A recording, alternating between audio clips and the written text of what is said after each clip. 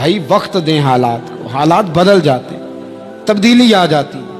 اللہ تبارک و تعالیٰ کمزوروں کو طاقتور کر دیا کرتا ہے، غریب کو امیر بنا دیا کرتا ہے۔ اللہ تبارک و تعالیٰ ان لوگوں کو جن کی کوئی آواز سننے والا نہیں ہوتا، ان کی چھوٹی آواز کو اللہ قوت دے دیتا ہے، طاقت دے دیتا ہے۔ شرط یہ ہے کہ آپ استقامت کا مظاہرہ فرمائیں، صبر کا مظاہرہ فرمائیں، آپ تھوڑا اپنی زندگی میں ٹھہراؤ لائیں، آپ تھوڑا حوصلہ کریں۔ آپ فوری طور پر وہ راتوں رات امیر ہونا، راتوں رات باوقار ہونا، راتوں رات چھا جانا۔ ہمارے ایک بزرگ فرمایا کرتے تھے، جتنا تیز دوڑو گے نا سامنے سے ہوا بھی اتنی تیز ہی پڑے گی۔ فرماتے تھے اگر بس پہ سیٹ نہیں نہ ملی، پچھلی بس کا انتظار کر لو، چھت پہ بڑی ہوا لگتی ہے، اور اگر تم جلد باز ہونا کہ جانا میں نے ابھی ہے، تو فرمایا پھر چھت پہ بیٹھنا پڑے گا تو ہوا بڑی تیز پڑے گی۔ پھر تھوڑا تھوڑا کر کے، حوصلہ کر کے، احتیاط کے ساتھ آپ سفر کریں، اپنی زندگی میں وہ استقامت لائیں جو ہمارے بزرگوں کا طریقہ ہے، وہ حوصلہ لائیں جو ان کو بڑا کرتا تھا، وہ والا ماحول لائیں جس سے ان لوگوں کے اندر طاقتیں آئیں۔ تو بھائی یاد رکھیں، آپ حالات کو وقت دیں، حالات کو۔ آپ چلے گئے ڈاکٹر کے پاس دوائی لینے، اس نے آپ کو دوائی دے دی 1 مہینے کی، اس نے کہا 1 گولی صبح کھانی 1 شام کھانی، یہ سیرپ ہے اتنا بڑا، 1 چمچ صبح پینا 1 شام پینا ہے۔ تو آپ نے کہا نہیں میں نے تو 2 گھنٹے میں ٹھیک ہونا ہے، تو ساری بوتل ہی نہ پی جاؤں، ساری گولیاں اکٹھی نہ کھا جاؤں، چونکہ ٹھیک جو ہونا ہے ہو جائیں گے آپ ٹھیک۔ وہ کہتا ہے 1 چمچ پینا ہے، 2 نہ پی لینا، یہ دوسرا اثر بھی ہو سکتا ہے، سائیڈ افیکٹ بھی ہو سکتے ہیں، آپ اس کو احتیاط سے لینا۔ اور کچھ گولیاں ایسی ہیں جو ڈاکٹر کہتا ہے پوری نہیں کھانی، آدھی کھانا، تو پھر پوری کھا لیتے ہو۔ بھائی تھوڑا انتظار کریں، آپ جہاں کھڑے ہیں، جس مقام پہ کھڑے ہیں، استقامت کا مظاہرہ کریں، تھوڑا وقت دیں، بڑی بات نہ کریں لیکن تھوڑا ٹائم دیں، تھوڑا حوصلہ کریں۔ ہم فوراً رزلٹ اناؤنس کرتے ہیں، فوراً۔ میرے سنگی کئی دفعہ کہتے ہیں کہ حضرت صاحب آپ کیسا محسوس کرتے ہیں، تو میں کہتا ہوں میں تو سیدھا محسوس کرتا ہوں۔ ہمیں لوگ فون کرتے ہیں ٹائم دو، جس کو دے دیا اس کے کاغذوں میں ویری گڈ ہے، اور جس کو نہیں دیا وہ سلام بھی نہیں لیتا، فون بند کر دیتا ہے، چھٹی۔ ویری گڈ آپ اس کے کاغذوں میں ہے جس کی بات پہ آپ پورے، اور جس کو آپ کہہ رہے ہیں کہ نہیں ذرا تو پیار کر، محبت کر، تو ٹائم دے، تو وہ اس بات کے لیے تیار ہے۔ تو آپ صبر کریں، آپ حوصلہ کریں، آپ جس سٹیٹس میں، اور زندگی میں یاد رکھیں جتنا کوئی آپ کو اونچی اور بڑی جگہ پہ بیٹھا نظر آئے گا نا، اتنا زیادہ آزمائش کا شکار ہوگا وہ شخص۔ اس کے لیے روز ایک چوراہا ہے، روز ایک چوک ہے۔ اگر 20 لوگ آپ سے روزانہ رابطے میں ہیں تو آپ ایک جگہ پہ جا سکتے ہیں، یا 2 جگہ پہ 17-18 نے آپ سے ناراض ہونا ہے۔ آپ محسوس کریں اس بات کو۔ آپ جہاں بیٹھے ہیں، جس اسٹیج پہ آپ بیٹھے ہیں، آپ اپنی سیاسی جماعتوں کو دیکھ لیں، 10 بندے نکل کے ادھر چلے جاتے ہیں تو 5 نکل کے ادھر چلے جاتے ہیں، تو 6 اپنے الگ ایک گروپ بنا لیتے ہیں، تو 7۔ تھوڑا حوصلہ کریں، وقت دیں، حالات وقت پر تبدیل ہو جایا کرتے ہیں، سچائیاں ثابت ہو جاتی ہیں۔ جلد بازی والے ماحول سے نکلیں، حوصلہ، توانائی، یہ درست ہے کہ ہم انسان ہیں، کمزور ہیں، ہمیں پریشانی ہوتی ہے، ہمارے اعصاب پر چیزیں سوار ہوتی ہیں، ہم ٹینشن بھی لیتے ہیں، لیکن بہرحال جب آپ کو آپریشن کرانا ہے تو پھر آپ کو تھوڑی دیر کے لیے آنکھیں بند رکھنی پڑیں گی۔ جب آپ کو ٹھیک ہونا ہے تو پھر آپ کو بیماری کو وقت دینا ہی پڑے گا، پھر آپ کو انتظار کرنا ہے، اور وقت بہت بڑا منصف ہے۔ اور بھائی بہت بڑے فیصلے ہو جاتے ہیں، بڑے بڑے انصاف ہو جاتے ہیں، اگرچہ وقتی طور پر فضا کچھ اور بنتی ہے، لیکن سچ ہمیشہ سچ ہوتا ہے، حق ہمیشہ حق ہوتا ہے، حق نکھر جایا کرتا ہے۔ بہت سارے جھوٹ اور پراپوگنڈے کے بیچ میں سے سچ میں طاقت ہوتی ہے، وہ خود اپنی قوتیں بنا کے بیچ میں سے اڑ جایا کرتا ہے، اور اڑ کے وہ چھا جایا کرتا ہے، اس کے اندر قوت ہوتی ہے، ہمت ہوتی ہے۔ وقت دیں، حالات ٹائم دیں، آپ دیکھیں کتنی جلدی حالات بدلتے ہیں۔ بڑا نام ہے امام احمد بن حنبل کا، بڑا تذکرہ ہے، بڑا کچھ ہے۔ پتہ ہے آپ کو کہ امام احمد بن حنبل کتنا عرصہ جیل میں رہے ہیں؟ امام صاحب کو اتنے درے مارے جاتے تھے کہ جب آپ کا کرتا اتارا جاتا تھا تو اس سے خون نچڑ رہا ہوتا تھا. آج ہم مسند امام احمد بن حنبل اے سی والے کمرے میں بیٹھ کے پڑھتے ہیں، اور جب ہم اس کا حوالہ دے رہے ہوتے ہیں تو ہم کہہ رہے ہوتے ہیں تو پتہ میں کتنا بڑا آدمی ہوں، 14 جلدوں کی کتاب میں سے حوالہ دے رہا ہوں. اس بندے سے پوچھو جس نے لکھی ہے، اس سے پوچھو جس نے یہ کمال کیا ہے. اور اتنا بڑا آدمی اور سچا بادشاہ مار رہا ہے. ایک دن اس نے تانا بھی دیا، کہنے لگا احمد بن حنبل مجھے بھی پتہ ہے آپ ٹھیک ہیں اور آپ کو بھی پتہ ہے آپ ٹھیک ہیں، ظلم ہو رہا ہے، زیادتی ہو رہی ہے، پر لوگ آپ کی سپورٹ کیوں نہیں کر رہے؟ دنیا آپ کے پیچھے کیوں نہیں چل رہی؟ کوئی آپ کے ساتھ کیوں نہیں آ رہا؟ تو امام احمد بن حنبل کہنے لگے اتنا ہی کافی نہیں کہ تو میرے اوپر ظلم کر کے بھی مجھے سچائی کہہ رہا ہے، یہ میری جیت کافی نہیں. اور فرمایا اگر تو نے رزلٹ دیکھنا ہوا نا تو تیرا اور میرا رزلٹ جنازے والے دن نکلے گا. حضرت سلطان بہو سے کسی نے کہا تھا زندگی میں بڑے مرید ہوئے، کہنے لگے نہیں، رب دا طالب کوئی نہیں ملیا، جو ملیا طالب زردہ ہو. آئے ہیں لوگ تعویذ دھاگا لینے، رب دا طالب کوئی نہ ملیا، جو ملیا طالب زردہ. وہ لینے آئے تھے تعویذ، ہم نے بھی دے کے بھیج دیا، بات ختم ہو گئی. شاہ بقی الدین ابن مخلد کے استاد فرمانے لگے کہ بیٹا تیرا ظرف بڑا ہے اور میرا علم تھوڑا ہے، اگر تو نے صحیح طرح پڑھنا ہے تو بغداد امام احمد بن حنبل کے پاس چلا جا، صحیح طرح پڑھ، پھر وہ تیری تشنگی ختم کریں گے، تیری پیاس بجھا دیں گے، چلا جا. کہتے ہیں میں کشتی میں بیٹھا آنے کے لیے، رستے میں طوفان آ گیا، کشتی کو جانا کہیں اور تھا، چلی کہیں اور گئی. ایک جزیرے پہ ہم اترے. فرماتے ہیں کہ وہاں پیسے ویسے بھی ختم ہو گئے، پتے کھا کے گزارا کرنا پڑا. بغداد کی سمت کا تعین کر کے پتہ کر کے اس طرف میں چلنے لگا پیدل. ہمارا بچہ ماشاءاللہ سے جو ابا جی سے پورے پیسے لے کے جاتا ہے نا پڑھنے کے لیے، اس کا بھی پورا پریشر ہوتا ہے ابا جی کے، آپ کو پتہ نہیں میں پڑھائی کر رہا ہوں، حالانکہ بعد میں پیسے سارے اپنے اکاؤنٹ میں جمع کراتا ہے، ابا جی کو دیتا، لیکن پریشر کریٹ کرتا ہے کہ میں تعلیم حاصل کر رہا ہوں آپ کے حکم پر، لہذا آپ میرا احسان مانیں. معاذ اللہ تعالی. کہتے میں تعین کر کے بغداد کی سمت چلنے لگا، شہر بغداد دی کی یہ نشانی. کہتے میں جا رہا ہوں اس سمت، پتے بھی کھانے پڑے رستے میں. 1.5 مہینہ لگا تو میں بغداد پہنچا. اب میں نے لوگوں سے پوچھا کہ امام احمد بن حنبل کا مدرسہ کہاں ہے؟ جب میں نے کہا نا امام احمد بن حنبل، تو ایک زمانے میں نام بجتا تھا، ڈنکا بجتا تھا. آج جیل میں. جب کہا نا امام احمد بن حنبل تو جس سے پوچھا کہنے لگا چپ کر جا، ان کا ذکر نہ کرنا. تو ان کا نام لیتا ہے جیل ہی جاتا ہے، ان کا نہ نام لینا، خبردار. کہتے میں نے کہا کیا ہوا؟ کہا بادشاہ مخالف ہو گیا، امام صاحب کا دارالعلوم تو بند ہو گیا، وہ تو گھر میں قید ہیں. توجہ ہے میری بات پر؟ یہ ذوق اگر اسٹوڈنٹ کا بنتا ہے نا تو استاد پڑھانے والا نہ بھی نہ ہو تو وہ استاد کے سینے سے علم کھینچ لیا کرتا ہے، کھینچ لیا کرتا ہے. خواجہ فقیر محمد چرائی رحمۃ اللہ علیہ کے ایک مرید تھے، تو حضرت نے انہیں بڑا کچھ نوازا. تو کچھ لوگ کہنے لگے حضرت جی اسی کو سارا کچھ دے دیا ہے. فرمانے لگے بیلیاں ادیاں داواں ہی بڑیاں سن، یہ تو مینوں ریڑک کے مکھن کٹ کے لے گیا ہے. یہ داواں ہی بڑیاں سن. کچھ لوگ ہوتے ہیں نا پیارے، انہیں طریقہ ہوتا ہے دعا لے لیتے ہیں اور کچھ کہتے رہتے ہیں حضرت جی دعا کرنا، اور دعا لینے والا کام کوئی نہیں کرتے، کہتے رہتے ہیں دعا کرنا. کہتے میں لوگوں نے کہا کہ وہ مدرسہ بند ہے، آپ کہاں جائیں گے؟ تو میں نے کہا میں کہیں بھی جاؤں کوئی ذریعہ حضرت تک پہنچنے کا. کوئی ذریعہ نہیں. ان کے گھر کو بادشاہ نے سب جیل بنا دیا، سپاہی دروازے پہ کھڑے. آپ نے فرمایا پھر بھی ایک بندہ کہنے لگا اتنی نیکی کر سکتا ہوں کہ میں تمہیں ان کا دروازہ دکھا سکتا ہوں. آپ فرمانے لگے میرے لیے اتنا بھی کافی ہے، ذکر حبیب کم نہیں وصل حبیب سے، اتنا بھی میرے لیے کافی ہے. اس نے دور سے کھڑے ہو کے کہا وہ جہاں سپاہی کھڑے ہیں نا وہ امام صاحب کا دروازہ ہے.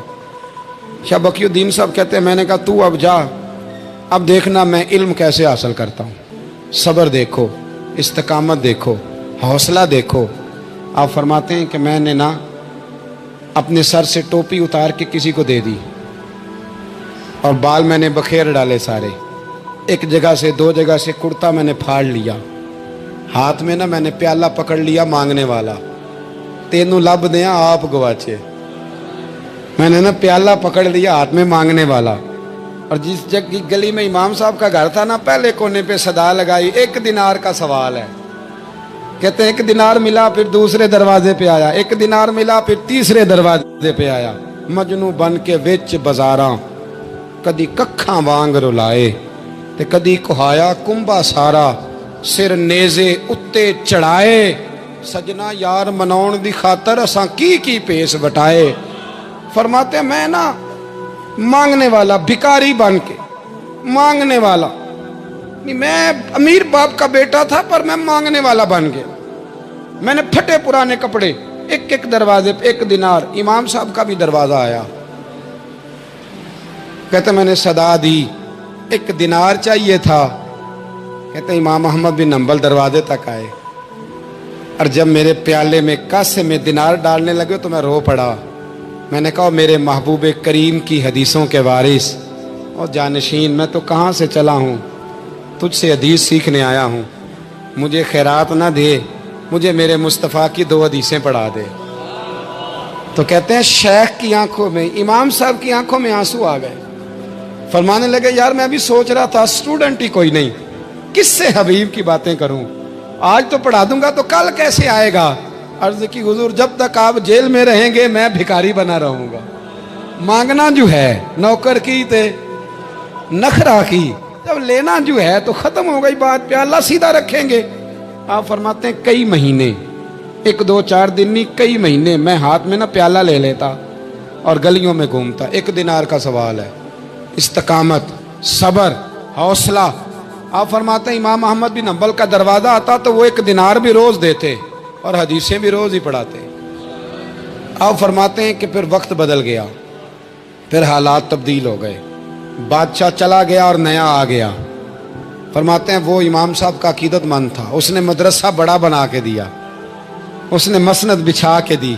पहले दिन जब इमाम साहब मसनद हदीस पर जुब्बा पहनकर, इमामा बांधकर, खुशबू लगाकर मिंबर पर बैठे हदीसें बयान करने, फरमाते हैं जब मैं आया ना सामने तो मैं उन्हें देख के रो पड़ा, वो मुझे देख के रो पड़े। फरमाते हैं उन्होंने कहा रास्ता छोड़ दो, इसे आगे आने दो। जब मैं आगे आया तो इमाम साहब फरमाने लगे पहले भी बड़ा पढ़ाया था, अब भी जिंदगी भर पढ़ाऊंगा, पर जिस सब्र और इस्तिकामत से तूने पढ़ा है, जो मजा उन दिनों में आया है शायद दोबारा कभी ना आए। थोड़ा हौसला पैदा करें, थोड़ा इस्तिकामत का मुजाहरा करें, थोड़ा सा ना। वो हजरत ख्वाजा निजामुद्दीन साहब से एक शख्स ने आके कहा था मेरा पीर कामिल नहीं तो मैंने बदलना है। फरमाया शरीक कबाहत तो कोई नहीं। कहने लगा नहीं। तो आप फरमाने लगे तो अल्लाह की रज़ा के लिए खिदमत कर, हो सकता है तेरी खिदमत की बरकत से अल्लाह उसे कामिल कर दे, अल्लाह कामिल बना दे, तेरी बरकत से कामिल हो जाए। थोड़ा इस्तिकामत का माहौल बनाएं। मैं इस ज़माने में जो सबसे ज़्यादा कमज़ोरी महसूस करता हूँ लोगों के अंदर, यह है कि तदब्बुर नहीं, हौसला नहीं। एक बुत होता है मेरी ज़ात का जिससे मैं सारी ज़िंदगी बाहर नहीं निकल पाता। मैं कहता हूँ जो मैं कह रहा हूँ वो होना चाहिए, जो मैं चाह रहा हूँ वो होना चाहिए, जो मेरी ख्वाहिश है वो होना चाहिए। ऐसा नहीं होगा। ख्वाहिशें आप करेंगे, चाहते आप करेंगे, पर पूरी अल्लाह अपनी हिकमत से करेगा। पूरा अल्लाह अपनी। मेरे नबी करीम अलैहिस्सलाम ने एक दुआ मांगी थी, अल्लाह मेरी उम्मत लड़े ना। तो रब करीम ने कहा महबूब ये दुआ मुझसे मांगे ही ना। इसमें भी उसकी हिकमत है कि आपको हक पहचानना है, खुदा रहा अल्लाह पे छोड़ें। हम बड़े बेहौसला हैं, हम बड़े कमज़ोर हैं, हमें तो अल्लाह ताला खैर करे। अब तो ज़माने में जो दवाई सबसे ज़्यादा बिकनी चाहिए वो वहम की दवाई है, वो सबसे ज़्यादा बिकनी चाहिए। हर चौथा आदमी इस वहम का शिकार है कि जाने क्या हो जाएगा। कुछ भी नहीं होगा, वही होगा जो मंजूर है। आपको तो माशाल्लाह याद है, वही होगा जो मंजूर है।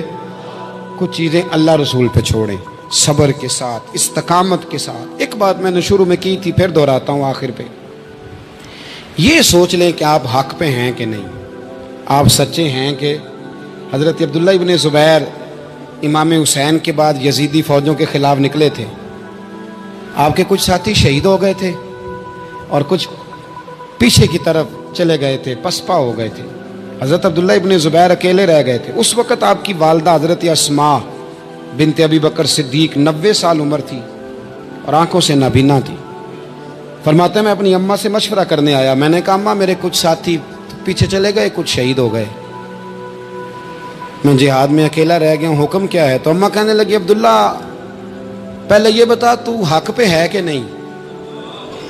میں نے کہا اماں ہوں تو میں حق پہ، پر مجھے تیری بڑی فکر ہے، تیری 90 سال عمر ہے، یہ تو میرے جو مقابلے والے ہیں یہ تو بڑے سخت گیر لوگ ہیں، میری لاش کے ٹکڑے ٹکڑے کر دیں گے، تو برداشت کر لے گی؟ تو حضرت اسماء نے پتہ کیا دلیرانہ جواب دیا تھا کہ بیٹا بکرے کو تکلیف صرف ذبح ہوتے وقت ہوتی ہے، جب اس کی کھال اتارتے ہیں پر اسے کوئی تکلیف نہیں ہوتی، جب اس کے ٹکڑے ٹکڑے کرتے ہیں اسے کوئی تکلیف، تو کہا بیٹا حوصلے کے ساتھ رہنا، صبر کے ساتھ رہنا، اگر تو حق پہ ہے پہلے یہ دیکھ لے، اگر آپ حق پہ ہیں، اگر نہیں تو توبہ کر کے حق پہ آئیں، اور اگر آپ حق پہ ہیں تو پھر آپ یہ ذہن بنا لیں کہ حالات بدلیں گے اور جو آپ کا نظریہ ہے وہ غالب آ کے رہے گا، اگر آپ حق پہ ہیں تو پھر اللہ آپ کو توفیق دے گا، لیکن زندگی میں ان چیزوں سے بچیں۔ امام اعظم کے خلاف سازش رچی گئی، امام صاحب رحمۃ اللہ تعالیٰ علیہ کے پاس ایک بی بی دوڑی، حضور مسئلہ پوچھنا، آپ عورتوں سے ملا نہیں کرتے تھے، میں نے سوال کرنا ہے جی، جلدی جلدی سے اندر آ گئی، عورت جیسے ہی اندر داخل ہوئی باہر شور ہو گیا، امام صاحب کے پاس عورت ہے، اس نے بھی شور کر دیا کہ معاذ اللہ ثم معاذ اللہ، 10 درازی کیا امام اعظم نے۔ لوگ امام صاحب سے کہنے لگے اب پراپوگنڈا ہو گیا، سارے شہر میں بات پھیل گئی، حضور آپ جواب دیں، آپ بھی کو بات کریں۔ فرمانے لگے کیا جواب دوں، بی بی اکیلا تھا، میں اندر آئی ہے، باہر شور ہوا ہے، عورت کہہ رہی ہے میں اکیلا تھا، میں جواب دوں بھی تو میری گواہی کون دے گا، میرے ساتھ کھڑا کون ہوگا، اس وقت کون ہے جو اٹھ کے کہے گا کہ نہیں نہیں ایسی بات کوئی نہیں، یہ تو ماحول تو اور رخ اختیار کر گیا، تو حضور اب کیا کرنا ہے؟ تو آپ فرمانے لگے کرنا کیا ہے، میں کوئی لاوارث ہوں، رب رسول کا ماننے والا ہوں، میں فیصلہ اپنے اللہ پہ چھوڑتا ہوں، وہ بھی تو عدالت ہے نا۔ مصیبت یہ ہے کہ میں اور آپ سارے فیصلے خود کرنا چاہتے ہیں، حالانکہ خود کچھ فیصلے چھوڑ دینے چاہیے، وہی ہو تو بہتر ہے۔ فرمایا اللہ رسول پہ چھوڑتا ہوں، ختم ہو گئی بات، اب میں دلیل دوں گا بھی تو میری سنے گا کون؟ اس طرح کے ماحول میں کئی دفعہ آپ دلیل دیتے بھی ہیں تو کوئی سننے کو تیار ہے، وقت فیصلے کرتا ہے، کون سنے گا؟ فرمایا بس ٹھیک ہے، لے گئے پکڑ کے کوتوال کے پاس، تھانے میں بند کر دیا، اب اتنا بڑا امام ہے تھانے میں بند ہے، عورت بھی باہر بٹھا دی گئی، امام صاحب نے اس سے کوئی ڈسکس نہیں کی، جب اندر تشریف لے گئے سپاہی 2-3 کھڑے تھے، امام صاحب او ہو رب کریم کے بندوں کا وہی طریقہ، امام صاحب نے وضو کے لیے پانی مانگا اور پھر امام اعظم نے نفلوں کی نیت باندھی اور 2 رکعتیں پڑھ کے کہنے لگے مالک عزتیں بھی تیرے پاس ہیں، ذلتیں بھی تیرے پاس ہیں، تو جس حال میں ابو حنیفہ کو رکھے گا مجھے شکوہ کوئی نہیں، میں تیری رضا پہ راضی ہوں، جیسے تو چاہے میں راضی ہوں تیری رضا پہ۔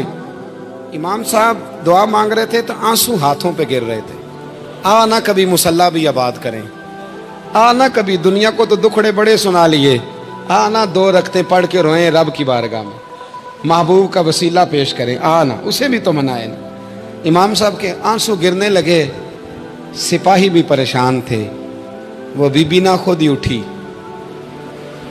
اور امام صاحب کے قریب گئی، کہنے لگی پہلے مجھے دنیا والے کہتے تھے، اب میں سمجھ گئی ہوں آپ تو رب کریم کے نیک بندے، اب نہ روئیں، سویرے جانا ہے نا قاضی کی عدالت میں، تو میں سویرے گواہی دوں گی کہ میں نے جھوٹا الزام لگایا تھا، آپ ناراض نہ ہوں۔ امام صاحب فرمانے لگے اس سے نہیں بات بنے گی، اگر تو نے کچھ کرنا ہے تو جو میں کہتا ہوں وہ کر، امام اعظم تھے نا، جو میں کہتا ہوں وہ کر۔ اس نے کہا جی وہ کیا؟ آپ فرمانے لگے اب تیری گواہی سے بھی بات اور ہو جائے گی، اس کو کہہ لیا ہے، اس کو منا لیا ہے، اس کی منت کر لی ہے، اس کو رشوت دے لی ہے، حالات کا تقاضا اب اور ہے، اب اس کا جواب بھی کچھ اور ہی ہے۔ با پردہ عورت تھی، برقعے میں لپٹی ہوئی، اس کو گھر بھیج دیا، وہ کوتوال سے کہنے لگی میں بیمار ہوں، مجھے چھٹی دے دو، سویرے آ جاؤں گی، مدعی مقدمہ تو میں ہوں، اب مدعی کو تھوڑی کوئی باندھ کے رکھے گا۔ خاتون گھر چلی گئی، صبح قاضی کی عدالت میں مقدمہ لگا، امام صاحب رحمۃ اللہ علیہ کٹہرے میں کھڑے ہیں، یار بڑا مشکل ہوتا ہے معزز آدمی کا کٹہرے میں کھڑا ہونا، لیکن مخلوق تو فنکار ہے، اس درجہ کے پل بھر میں یہ سنگے در کعبہ سے بھی اسنام تراشے، تم کون ہو کیا چیز ہے داغے کبابی، لوگوں نے تو مریم پہ بھی الزام تراشے۔ یہ نہیں نا باز آتے لوگ، پھر مرضی ہے نا، ہونا کٹہرے میں کھڑا ہونا پڑ ہی جاتا ہے۔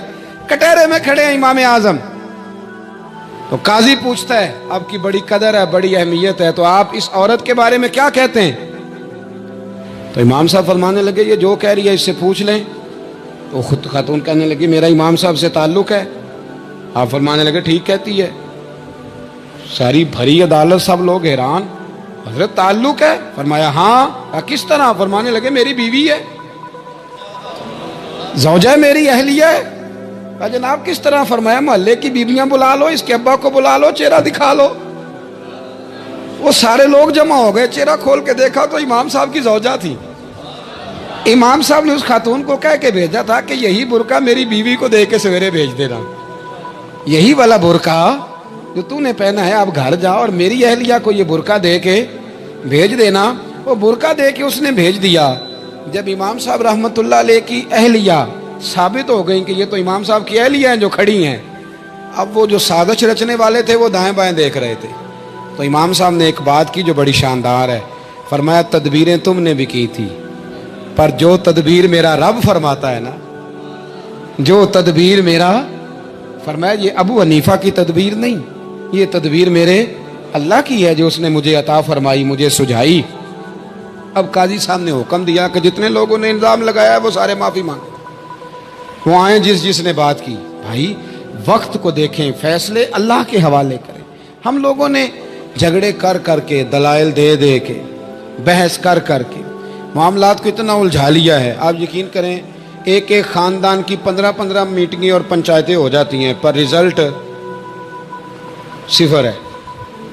وہ جی وہ فلاں چودھری صاحب اس کے ساتھ مل گئے تھے، فلاں آدمی ادھر چلا گیا تھا۔ آپ تھوڑا وقت دیں، صبر کریں، استقامت کا مظاہرہ کریں۔ آپ دیکھیں حالات کس کروٹ بیٹھتے ہیں۔ کئی دفعہ صلح کی پیشکش کی جناب ابو سفیان کو، لیکن وہ مانتے نہیں تھے۔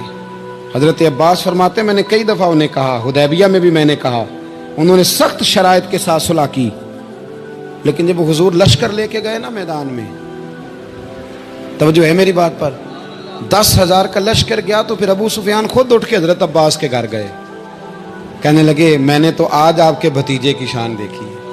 تو حضرت عباس کہنے لگے ابھی بھی وہیں کھڑے ہو، یہ بھتیجے کی شان نہیں، یہ اللہ کے محبوب کی شان ہے، یہ رسول کائنات کی شان ہے صلی اللہ علیہ۔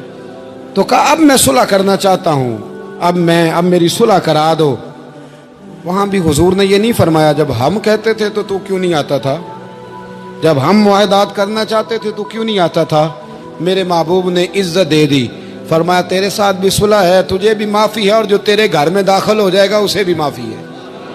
ختم ہو گئی بات۔